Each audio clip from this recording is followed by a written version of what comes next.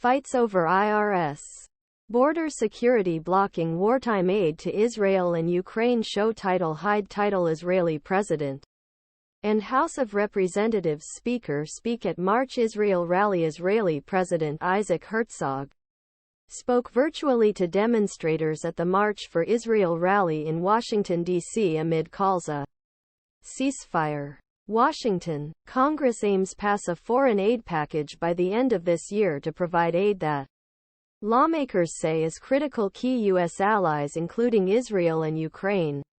How members will craft a bipartisan agreement with just 3 weeks left in the legislative calendar is an open question. Despite the urgency gripping Capitol Hill following Hamas terrorist attack on Israel in early October and long-standing bipartisan support for Ukraine, President Joe Biden's request for emergency foreign aid has faced hurdles in the House and Senate on how to proceed. Both houses are bickering over issues such as Israel's war in Gaza, funding sources for requested aid and immigration reform, with no clear path to agreement. Rep. R-Fla, a ranking member of the House Appropriations Committee.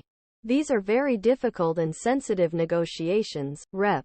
Mario Diaz-Balart told reporters last Wednesday before the House went home for the Thanksgiving break.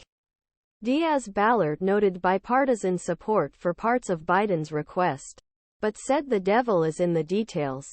Israeli financing versus IRS A bipartisan aid bill aimed solely at Israel is stalled in part because House Republicans, led by Speaker Mike Johnson, included an offset provision that would pay for the aid through cuts to the Internal Revenue Service budget. Opposed. Meanwhile, continued U.S. aid Ukraine has seen support decline among Republicans.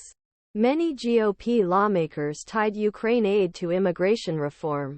It's a notorious policy issue that Congress has tried enact into law for more than a decade and that the White House says must be addressed in independent legislation. I know that both parties really care about providing aid to Israel and Ukraine and helping innocent civilians in Gaza, Senate Majority Leader Chuck Schumer said in a speech on the Senate floor last Wednesday.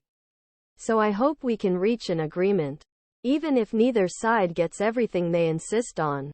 It is not yet known exactly what this package will include and how similar it will be to the all-encompassing foreign aid supplemental request Biden made in October.